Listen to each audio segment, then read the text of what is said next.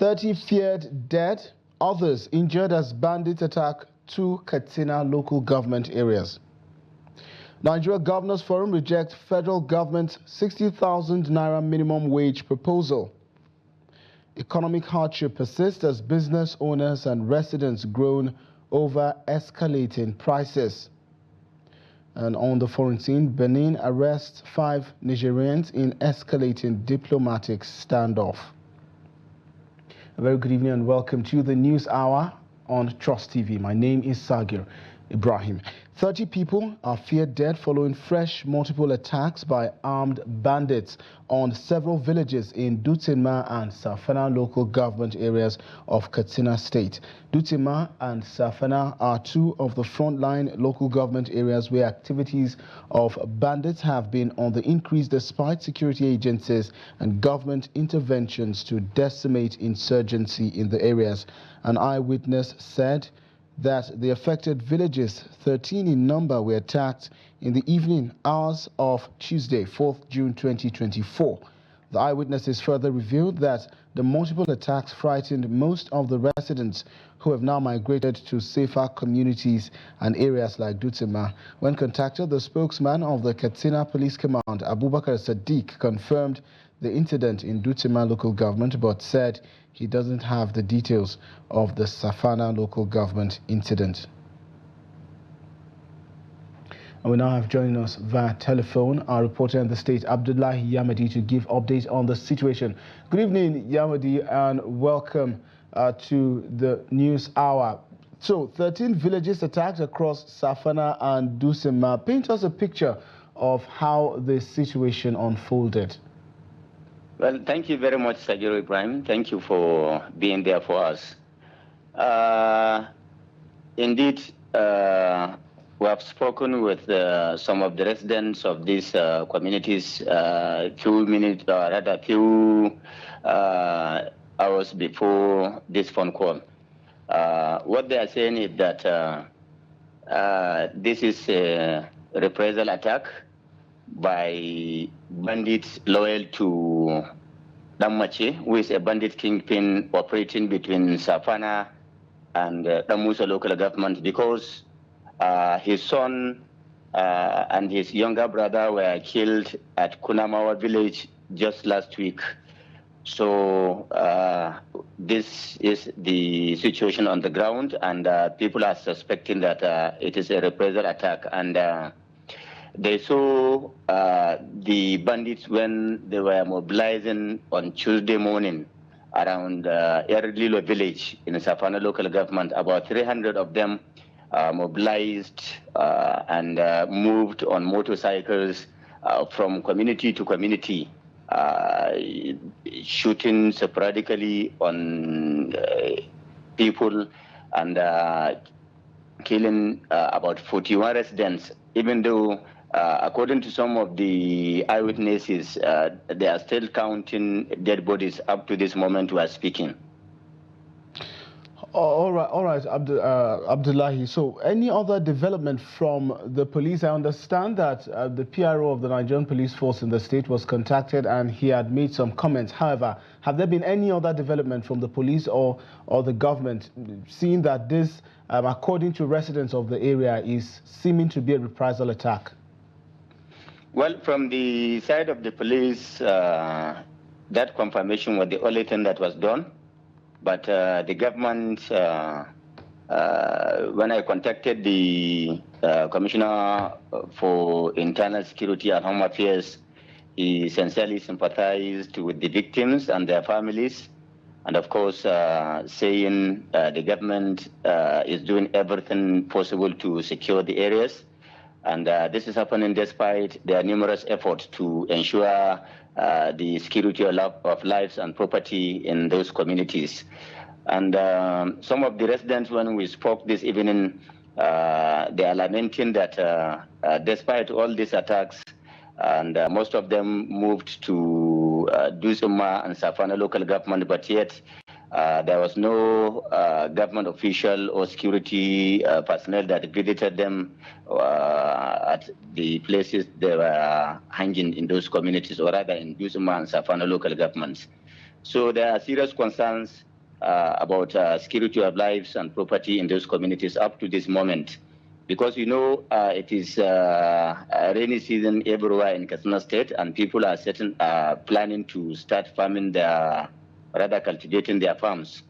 And this is happening just a few days after they have started planting crops on their farms. So it is really scaring, and they are calling on the government to intervene and provide security for them to be able to access their farms and cultivate their farms. So this is the situation on the ground. Thank you so much for that update, Yamadi. But before you go, I would love you to speak to us about the general mood and feel of the residents of these communities, Safana and Dusima local government. 13 villages attacked, a reprisal attack, some would say. What is the feeling, the mood of the residents with regards to the government, especially as regards to its responsibility to protect the lives and properties of these residents of these communities? What are they saying about the government's efforts? How satisfied are they? Well, residents, I spoke to about 5 of them this evening. But what they are saying is that they are fully aware of the government's commitments and the effort the government is putting in to ensure the safety and security of their lives and property. But yet, it is the responsibility of the government to secure their communities, and that is exactly what they're expecting from the government. And they said before these attacks, when they saw the bandits mobilizing themselves, they have made several distress calls on security agencies for them to rescue them from these heinous attacks. But there was nothing that was done to make sure that that attacks were not carried out. So these are the concerns they are expressing. And another concern is that these communities are farming communities. They know that they don't have any means of livelihood beside farming. And like I said, rainy season has just set in everywhere in Katsina State. They want to be secured. They want to be protected for them to cultivate their farms. So this is the general mood, and they are not saying that government is not doing anything. They believe and they accepted that the fact that the government is doing something. But yet there is more that need to be done about their security and the security of their lives and their properties. All right, Abdullahi Yamadi, Trust TV reporter in Katsina State, giving us update there on the attacks in Safana and Dusima local government area of the state. Thank you so much for the update, and do stay safe. Have a good evening. Thank you. Thank you. And moving on now, many businesses depending on electricity supply are gradually collapsing due to total blackout in most parts of Katsina metropolis over the last 6 days. Most of the business areas of Katsina city are without electricity for over 6 days, attributing the problems to the industrial action by the organized labor and heavy windstorm which wreaked havoc in some parts of the city, among many other factors. Again, Abdullahi Yamadi brings us details. Electricity supply in the Asian city has been epileptic for over a decade, a situation that brought many businesses to their knees, while many others are still struggling to survive amidst harsh economic environment. The few businesses surviving are those with alternative source of electricity, while those who solely depend on the national grid have either collapsed or suspended operations. I have several businesses that depends on electricity supply, but all of them have collapsed. I have nothing to depend on. I have lost all my means of livelihood. Kindly forward our complaints to the federal government to rescue us from this economic mess. Nigeria is too big to be in this unhealthy situation. The issue of the NIFA or CAPCO It's affect everywhere in Katsina, not in Katsina, in Nigeria. That strike that come in Nigeria for the whole nation, it affect all the Nigeria and the state, especially where I live in Katsina. Our businesses have been affected seriously over the last 6 days. We have been experiencing partial or ineffective electricity supply for over a decade now. But that has not affected us as much as these last 6 days, when almost everything else has stopped. It's ruining our business. Isa Ibrahim, who operates a phones charging business using solar power or CNG power generator, admits that the partial electricity supply allow them to make more profits. Our businesses are booming now because most of areas in Katsina City are without electricity for over 7 days now, even though the supply was very partial before now. What some areas are experiencing now is total blackout, but actually we're making a lot of money.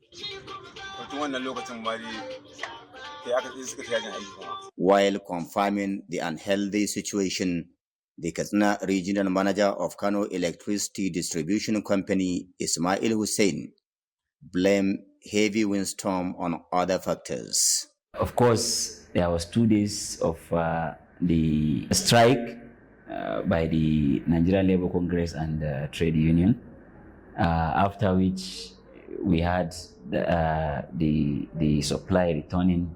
But as you know, the issue with electricity, when the machines are shut down for a period of time, they will also require another few hours for the machines to be ready to pick loads. So this process, of course, took time, but we had supply a major part of the state on the eve of Tuesday. Public commentators in the state are saying no nation can develop without constant electricity, calling on the federal government to rescue the sector. Abdullahi Izumayamadi, Trust Television News, Katsina.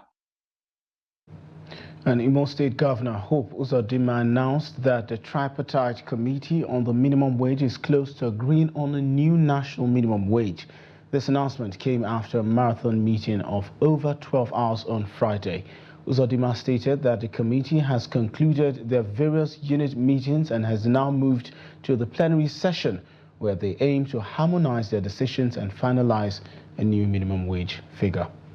Had a very fruitful deliberation, and of course, you know, it's a technical subcommittee of a committee, and at the level of our committee, we have reached near consensus, and it is our hope that by the time we get to the plenary, we'll have a complete agreement, and maybe from there, the media can start their job. But as it is now, I think we are better off now. About the technical committee. So the meeting is not ended yet?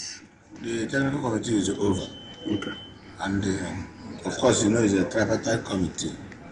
We've struggled to reach an agreement, at least between the government and the organized private sector. We are still engaging the organized level. And I'm almost confident that in a few minutes from now, after the plenary, we would have reached a concrete agreement.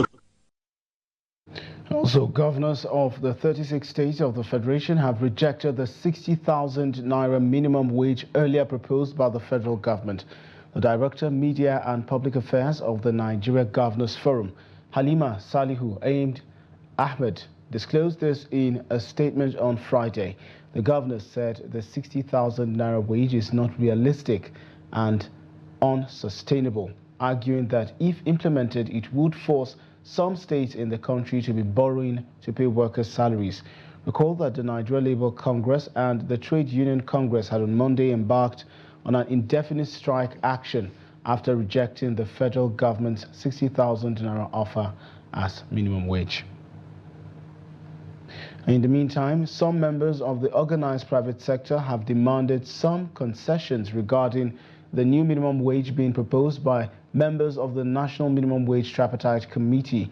Specifically, a member of the National Association of Small and Medium Enterprises, in an exclusive interview with Daily Trust, said they would not disagree with the government if it decides to raise the minimum wage above 100,000 naira. He said they would rather demand tax holidays or exemption from paying the agreed amount if it is over 100,000, stressing that the amount some members of the private sector could afford is 60,000 naira.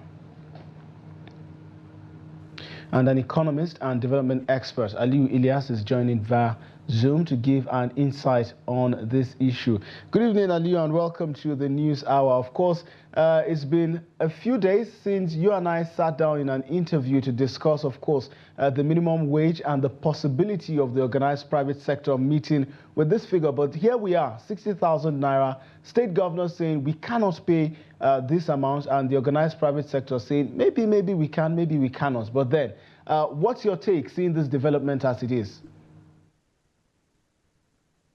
Right. Thank you for having me. It's quite surprising that it's at this point in time that the governors are coming up to say they cannot pay. And it has been going on and governors have been proposing 7 up to 60,000. So why is it that it's at this point in time governors are saying they cannot pay? And you also agree with me that I expect this from them though, because moving from 18,000 naira to 30,000 I'm not, but we also say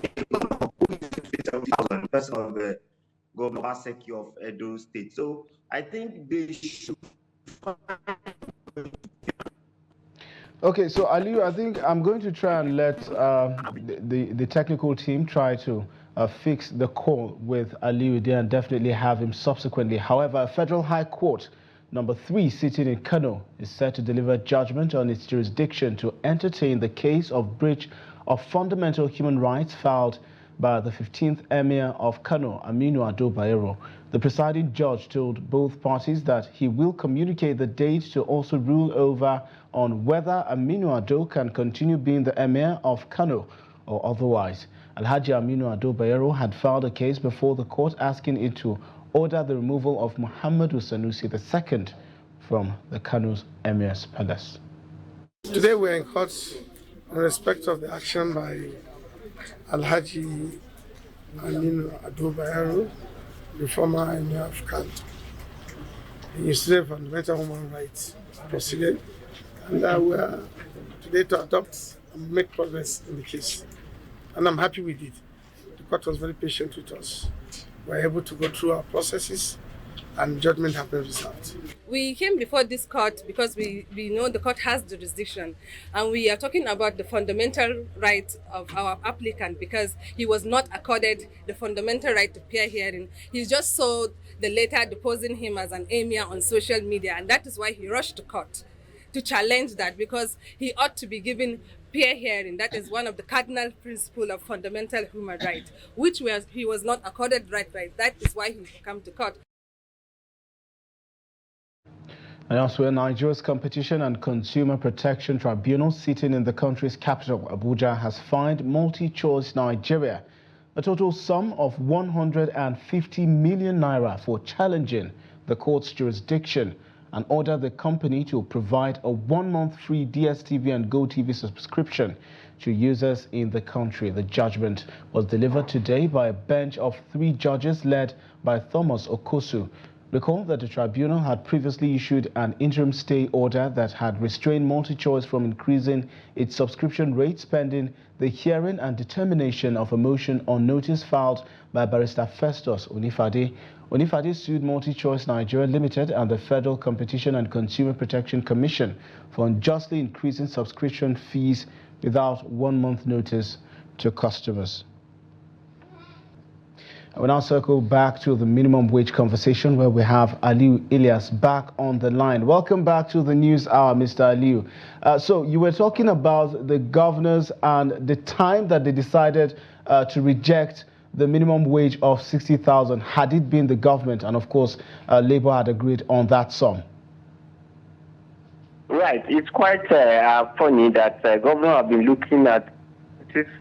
They've been involved in all those meetings where President and federal government offer 7,000 up to 60,000, and it is now they are now coming together that they cannot pay such amount. So if they cannot pay such amount, why wouldn't they have given out their proposal? Because we are doing that the tripartite meeting where we have government, and governments include the state government. We now have the labor and we have the organized private sector. So for me, and if you ask me, I think it's what they should be able to afford by now, because government now have more money through FAC allocation. You can see what they share to them. Before now, they used to share about 100 billion, but now they share over 1 trillion. So they should be able to also engage our workers and pay workers 60,000. And you also agree with me as an economist that if you look at the purchasing power and the value of money now, 100,000 is not even enough as minimum wage. Okay, Mr. Aliu, would you not say there's cause for concern, especially as the governors, though rejected, of course, they said they would not be able to pay 60,000 naira, but however, they mentioned that imposing a minimum wage higher than 60,000 or say maybe above 100,000 is going to even be more difficult because they might need to borrow money elsewhere to pay salaries. But isn't this what's happening already? I mean, we already see some states borrowing money to pay salaries of workers in the state. So is this not sort of a more dire situation for Nigerians especially, and the possibility of Nigerians getting a new minimum wage getting even more difficult as it is with the governor's current statement? Right. As you can all see that even governor of Edo State have agreed to pay 70,000 naira, and they are one of those.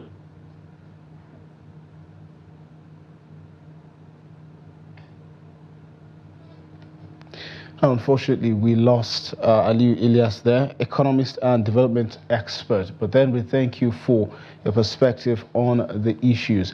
And moving on now, Abia State Governor Alex Oti has increased the 25 million naira bounty placed on the killers of the 5 soldiers at the Obikabia Junction in Aba to 30 million naira.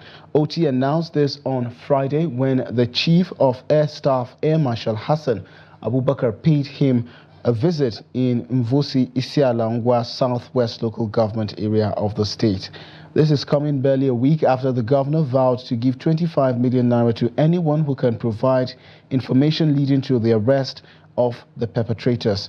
On May 30th, 5 soldiers were killed at Obikabia Junction in Aba.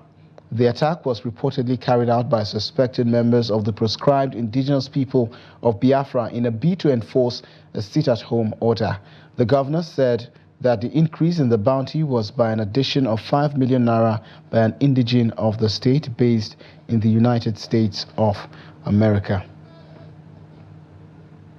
And the autopsy report of the late singer Ilerioluwa Aloba, popularly known as Mohbad, has revealed drug reaction as a possible cause of death. According to reports, the autopsy and toxicology tests, which were conducted at the Lagos State University Teaching Hospital, suggested the possibility of a fatal anaphylactic shock or drug reaction as the possible cause of Mohbad's death. Anaphylactic shock is a severe allergic reaction that can be life-threatening. According to the report, the hospital retrieved samples of the lead singer's gastric contents, blood, bone marrow, liver, kidney, and lungs for a toxicology test. The report was said to have showed traces of diphenhydramine and antihistamine in the late singer's blood system. Antihistamines are drugs used to treat allergies, stomach problems, colds, and anxiety, among others.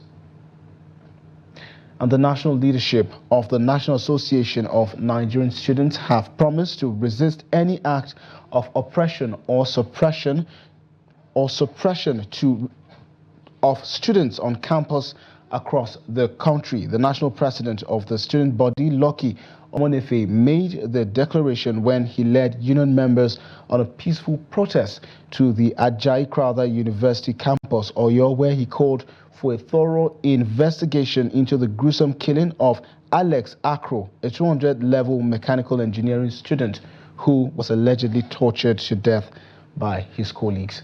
Here's the report. Nigeria student, Tempers have reached boiling point over the recent murder of Alex Akro, a 200-level mechanical engineering student of the Ajayi Crowther University. Kingsmen of the deceased Delta Prince, in company of student union leaders, are here at the campus site to ascertain the circumstances surrounding his death. The union leaders barricaded the school entrance while insisting on meeting the school's management. They want the school authorities to unravel the masterminds of the killing. The killing of Nigerian students in their campuses is too much. We want to put an end to it. So we are here to get a first-hand information from the management of this institution. Going forward, any act of suppression, compression, repression that Alex has passed through, we condemn it in its entirety. The way he was treated, we condemn it in its entirety. No parents will allow their children to pass through such treatment. Henceforth, the leadership of NANS demanded for justice. Management yielded to the demands of the student union as they were taking round the crime scene. It was then that we took the body to Ibadan. We knew that autopsy must be done. If it were just he fell down or going somewhere and he died, it would have been another thing entirely. But the Deputy Commissioner of Police in Ibadan told us that while doing that, the parents and everybody must be, they must be part of, just like you have actually asked for. This money, payment is being made. That is to show you that we do not have anything to hide. Student union leadership and kingsmen of the deceased student converged on the ancient city of Ibadan to call on security agencies and all stakeholders to get to the root of the matter. As we speak to you, 13 students has been arrested over this case, and they have been charged to court this morning. They are already remanded where? At Agodi. And we have demanded from the management that we want them to release the names of all the 13 students arrested over this case and their faculty, so that we can verify that they are what? They are genuine students. Also, the security men on duty, the porter, everybody that were on duty that are supposed to do their job, that did not do their job, were also arrested and also charged along with the arrested students. If these demands are not reached, we take other options. It is step by step. First of all, we want to thank Nigerian police for swinging into action, but most importantly, you cannot take them to court without meeting the family. At least the family has the right to know those who murder their son by parading them first. And the school needs to release the full detail of those that are involved. This is the first step to be taken before taking them to the court. The school was meant to, they didn't even inform the family until hours after this thing had happened. Unfortunately, getting to the school, realizing that they had cleaned up the crime scene and a whole lot of things are not as it should be. So this is sad, this is painful, but the boy is gone, he's not coming back. The most we can do is to get justice for him, and we will do that. I feel the government should go in deeply on this issue, because bullying nowadays, like as if mothers are raising monsters. Know your child, know the level of anger they have, and just be closer to your child, because how can you beat up a boy, a child like you? Like, how old are they? They're just 22, 21 years old. How can you comfortably beat a child to death and you feel no remorse about it? 22-year-old Alex Akro is a prince in the Uvwe and Warri Kingdom of Delta State. And residents of Imo State, southeast Nigeria, have expressed mixed feelings over the ongoing vaccination for children against cervical cancer. The vaccine is being carried out by the government, has continued to attract attention, and most parents refuse to give consent. Trust TV's Ajibade Praise tells us more in this report. The government rolled out the vaccination exercise in the state. For an immunization against cervical cancer, and it is between children that are 9 years of age to 14 years of age. It goes to help you to prevent against cervical cancer. So wherever you are, tell your friends that it is free, it is normal, that you should take it. It is for your own benefit. While some parents are reluctant giving their consents for their wards to be vaccinated, others are saying they won't, following the claim that the vaccine is not safe. That vaccine that I'm hearing about, is like that thing is no good for children. It's no good for children. If it is me, I have a child too, I will not allow her to take it because it's no good for their health. In future, they may have problems. No, I will not allow them to take it because it will affect them in the future. I want the federal government to look into it and stop it. And I have a daughter within that range. I will allow her to take the vaccination because when you are not informed, you are deformed. So I think I'm aware that there is need for my daughter to take this vaccination, given that the word cancer is a very dangerous disease that needs to be prevented. The Commissioner for Health in the state, Prosper Success Ohayaga, said the vaccine is safe and good at fighting cervical cancer. These vaccines contain just the proteins from the outer shell of some of the strains of the human papilloma virus. And these proteins are harmless on their own, totally harmless, but they are able to trigger off an immune response. So when the body sees this virus, they say, oh, we already know you. You are not good to be in this body. And the body fights it. It is very safe.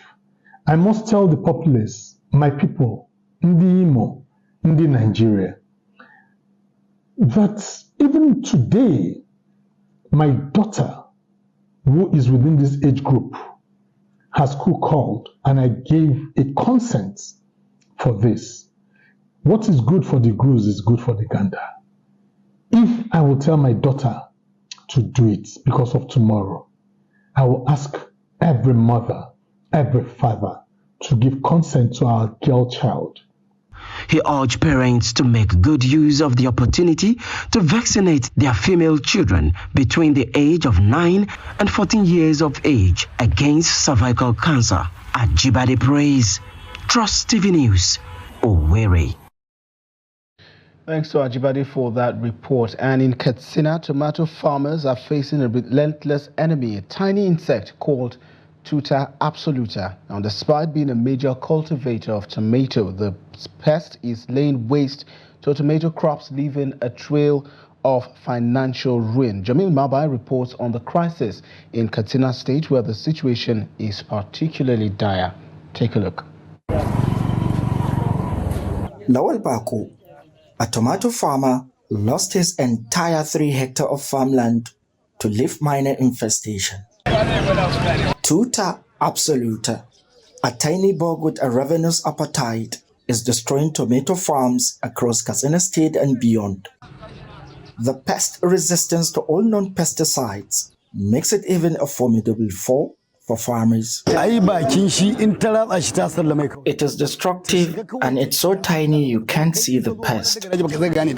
Lowell says the pest is unlike anything he has ever seen before. 14 years ago, I took credit from banks, planted 3 hectares of tomato. I lost everything due to the pest.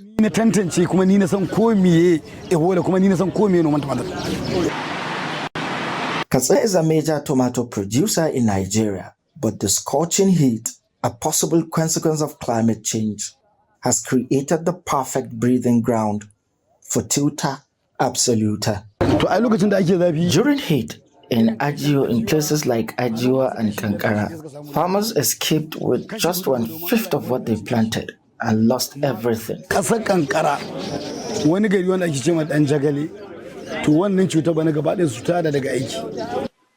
Irrigation farmers can't plant tomato due to high cost of fuel for irrigation pumps, which makes irrigation farming difficult and expensive. Tomato price is high. Farmers don't have money to farm. Those who can afford to farm buy petrol at high price. Burdened by debt, Lowell has been forced to switch from tomato farming to retailing tomatoes. The crisis isn't confined to Katsina. Hundreds of kilometers away in Kankara, Kabir paint a grim picture. The leaf miner has no cure. If you spend 10 million naira, the pest will destroy it in less than a day.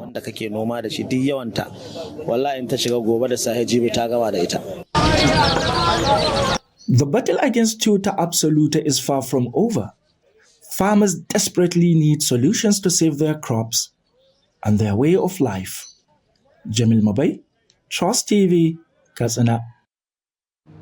And elsewhere, the Adamawa State Government, in collaboration with the World Bank's Northeast Multisectoral Crisis Recovery Project, has distributed farm inputs to over 40,000 households. This initiative aims to enhance food security across the country. Gibson Swadigo reports. The beneficiaries, mainly women and youth, are expected to rejuvenate the agricultural sector amid economic hardship faced by farming communities. The agricultural livelihood support provided by the multi-sectoral crisis recovery project include solar-powered mini irrigation pumps for the seeds, organic fertilizers, insecticides, sprayers, and planters, among others. Governor Ahmed Murfintri, represented by his deputy, Professor Kale Tapo Farauta, stated that the flag-off distribution of this vital agricultural livelihood support marks a significant milestone in revitalizing Adamawa State's economic growth and improving the welfare of its citizens. In addition to the support rendered by the MCRP and other allied entities, our government has initiated several other programs aimed at bolstering agricultural productivity with the overarching goal of ensuring the prosperity of our farmers. These initiatives are in alignment with our administration's hallmark philosophy of ensuring that no one is left behind and nothing is left untouched. In his remarks, Dr. Maurice Vunabolki, State Coordinator of the MCRP, revealed that the support aims to boost agricultural production and enhance the value chain for 40,000 households through 1,000 cooperative societies. Dr. Vunabolki stated that the distribution includes complete mini-mechanized farm tools and certified seeds for maize, rice, and soybeans. Our first intervention that came through the original financing specifically was targeted towards the northern part of Adamawa State and where Boko Haram directly affected those communities. And this set of intervention that is called the additional finance now targets both those affected and those affected by displacement. Serene Kavichi, COTAX team leader and head of the Northeast Operation World Bank, said the bank is looking into making the intervention more sustainable in the state. Gibson Soadgo, Trust TV News, Yola. And experts have advised the general public to avoid using sound gadgets or unprotected noise that could be hazardous to their ear. The ear, nose consultant and the managing director, National Ear Care Center, Kaduna, Dr. Mustafa Abubakar, gave the advice during an interview with Trust TV in Kaduna. Trust TV's Bello Musa has more. And we apologize for that. We will bring you the report in subsequent bulletin. However, the Federal Operation Unit Zone B, Kaduna of the Nigerian Customs, has arrested a suspected smuggler with a consignment of pangolin scales worth 3.96 billion naira within the Kebbi State axis of the zone. Zone B controller Ahmadu Bello Shuaibu, who disclosed this when he paraded the suspect as well as the bags containing the pangolin scales, said the main culprit is on the run. Here's the report. He said the team discovered and evacuated sacks of pangolin scales, which were transported to the headquarters of FOU Zone B in Kaduna. He pointed out that one suspect was arrested in connection with the seizure, while the main suspect is currently at large, saying the unit is collaborating with other sister agencies to arrest the main suspect and bring him to book. Our activities are knowledge-driven, intelligence-based. We, on our part, have already sworn that we are going to work to ensure that smuggling of goods and services, as well as killing of endangered species in this area of our area of coverage will not be allowed. He explained that the pangolin species is one of the endangered species protected by the Convention on International Trade in Endangered Species of Wild Fauna and Flora. The controller said Nigeria is a signatory to the CITES Convention, and all forms of trading in this species are clearly illegal. National security is paramount. If Nigeria as a country is allowed to be used as a dumping ground or as a hub for illegal activities, we will lose our name within the international community. He further warned that those involved in the illegal trafficking of endangered species are hiding under it to launder money used in procuring drugs, arms, and other illegal merchandise. Bello Musa, Trust TV News, Kaduna. President Bola Tinubu has stated that the provision of suitable residence for the Vice President was not merely a matter of convenience but a symbol of respect for the office and individuals who occupy it. Tinubu spoke on Friday while commissioning the official residence of the Vice President, built at the cost of 21 billion naira, 14 years after the contract for the building was awarded. Here's the report. President Tinubu, represented by Vice President Kashim Shettima, reaffirmed the unwavering dedication of his administration to the principles of accountability, transparency, and efficient utilization of resources for the betterment of the country. The president said that the decision to complete the project after going through the required due process was highly commendable. I am truly delighted to be here today for the commissioning of the official residence of the Vice President. This is the ninth in the series of projects completed by the FCT administration under the dynamic and focused leadership of Barrister Nyesom Wike.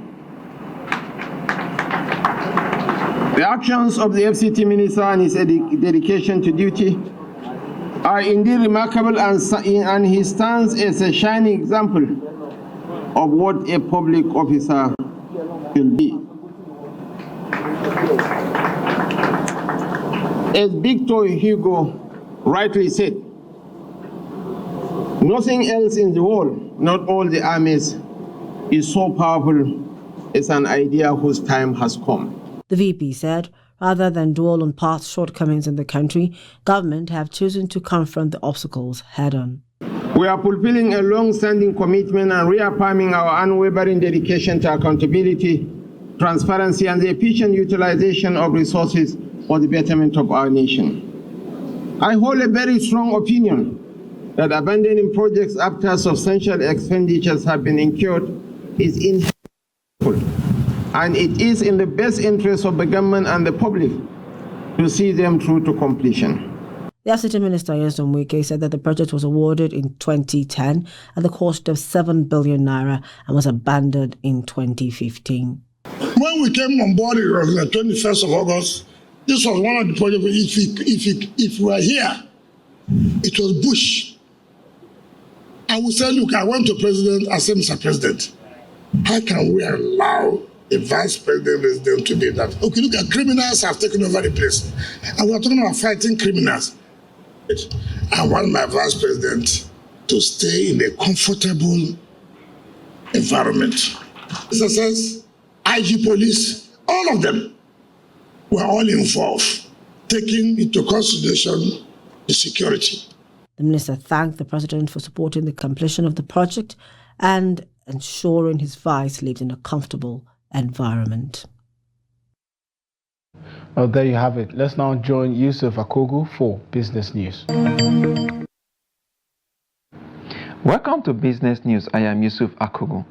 The Africa Export and Import Bank has announced additional disbursement of $925 million under the syndicated $3.3 billion crude oil back payment facility sponsored by the Nigerian National Petroleum Company Limited, NNPCL, to the federal government.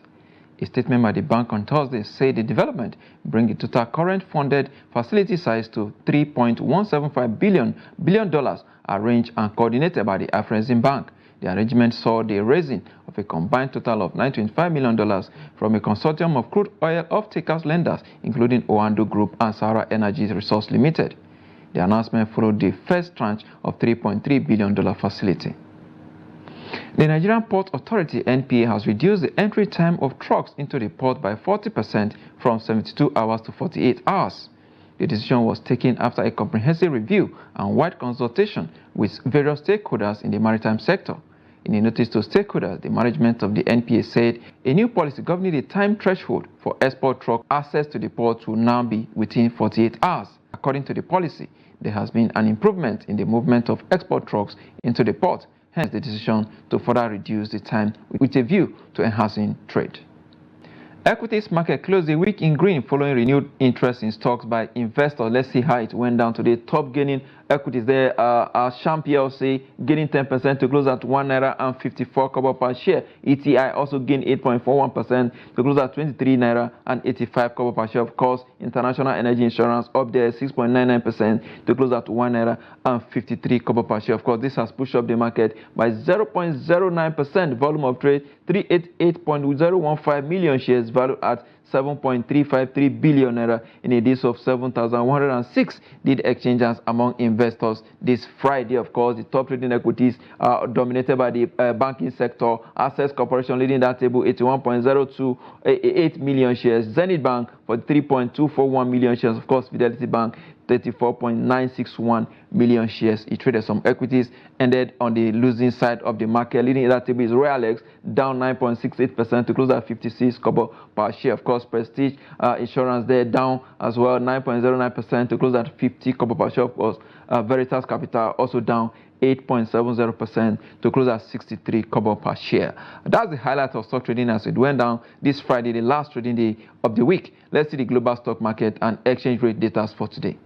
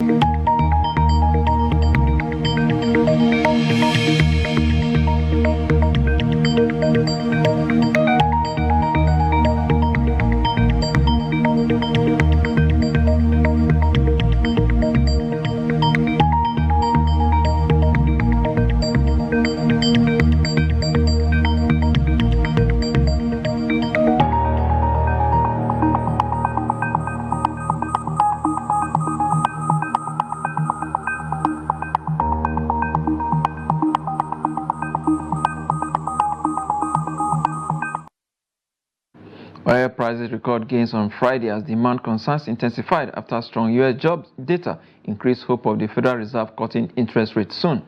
At the London market, Brent crude sells for $80 per barrel. For the OPEC basket, price steadies at $78 per barrel. And that's business. I am Yusuf Akogu.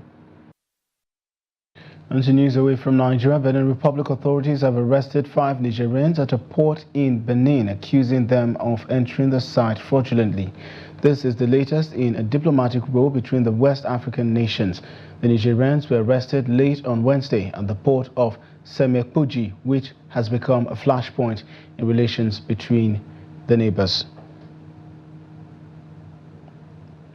And to sports now, update from FIFA World Cup qualifying match between Super Eagles of Nigeria and the Bafana Bafana of South Africa is a 1-1 draw in Uyo. South Africa scored first through Thembazwane in the 29th minute to end the first half. However, debutant Fishayo Dele Bashiru equalized in the 46th minute to draw level. Nigeria now stand fifth on the log table with 3 points behind South Africa, who's 4 points, while Lesotho are topping with 5 points after beating Zimbabwe 2-0. Nigeria will face Benin Republic in the next match. And that wraps up the news hour on Trust TV. Do not forget to follow us across all of our social platforms and catch our live stream on YouTube for more news, programs and documentaries. My name is Sagir Ibrahim, and on behalf of the crew, have a good night.